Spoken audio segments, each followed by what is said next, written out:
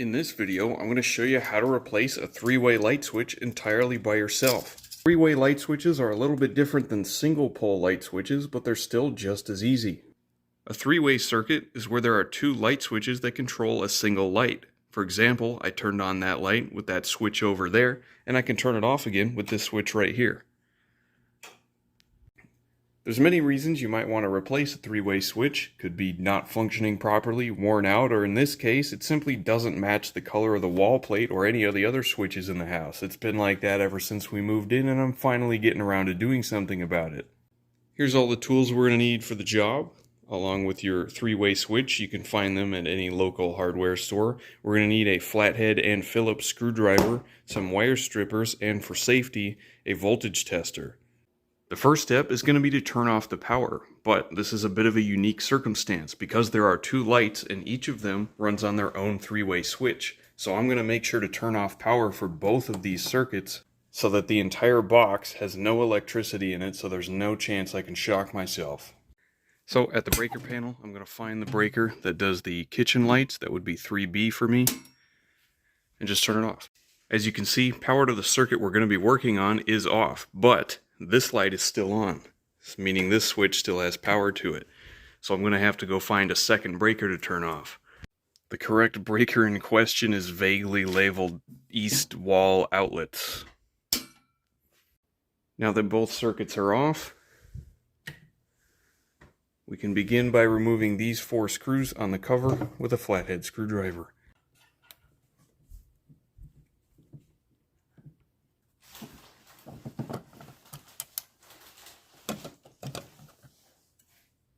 Now that the cover's off, I'm going to take a voltage tester and stick it around in here just to make sure that there's no electricity. For reference, here's what it would look like if there was power in the box. Next, we're going to remove the 2 screws on the top and bottom of the switch that are mounting it to the wall. Alright, now simply pull the switch straight out so we can see what we got to work with here. A three-way switch is going to have 4 wires. The black screw is going to be your common hot feed wire. The other 2 are going to be your traveler wires that go to the other switch, and the green screw is for the ground wire. It's most important to remember which one goes to the black screw. We don't want to mix this up because, as you can see, it's the same color as one of the travelers. I'm going to mark this with some electrical tape just so we don't forget which one it is. I've put a small tag of electrical tape on this wire. Now we can begin removing them. We're going to start with the common hot feed wire. Simply unscrew this and it should unhook just like that. Next, I'm going to go for the red traveler wire. So bend this out of the way up in this direction so we don't forget where it goes. Alright. Now on this side of the switch, I'm going to remove this traveler wire. Same thing. Unhook it, push it off to the side, and then lastly the ground wire.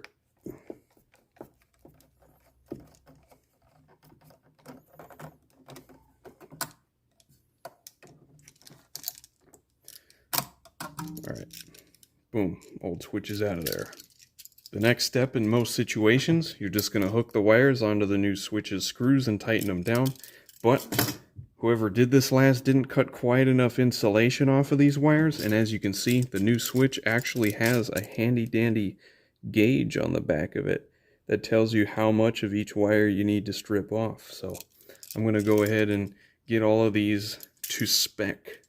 To strip a wire, I'm going to bend it straight and then fit it through whichever one of these holes fits it, clamp it down, and then slide off the insulation. Apparently easier said than done. There we go. And now if we compare that to our strip gauge, that's close enough. Now I'm going to grab the edge of the wire with the wire strippers, twist it around on itself so it makes a hook shape. First wire we're attaching is the ground wire. I'm going to hook it around the screw so that when we tighten it, it's going to pull the wire further onto the screw and not back it off.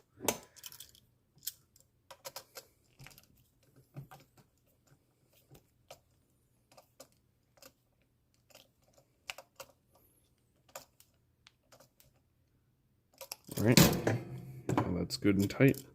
We can attach our traveler wire on this side.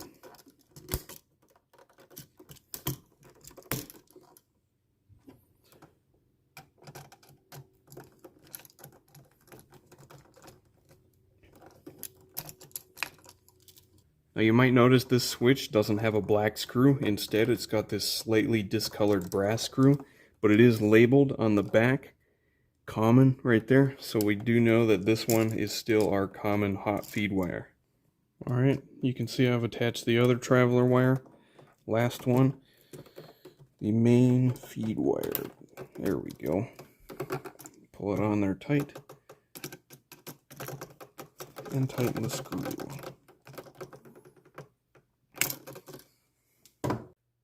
I should mention that some types of switches have the option of just stripping the wire straight and plugging it into these holes on the back if you want.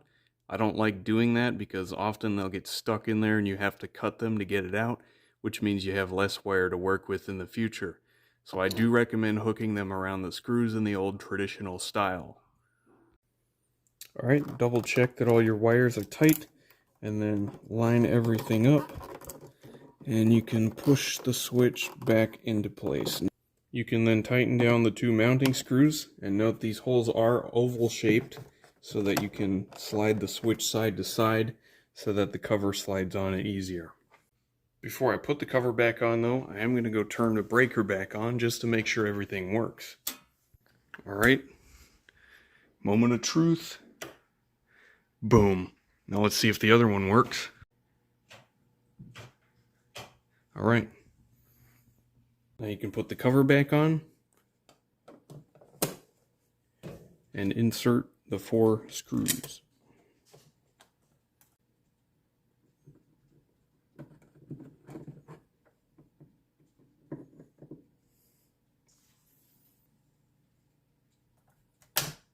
Good as new. Chances are you probably made a little bit of a mess under where you were working, so it doesn't hurt to sweep that up real quick. Well, thanks for watching, everybody. I hope I was able to help. If you have any questions, just let me know.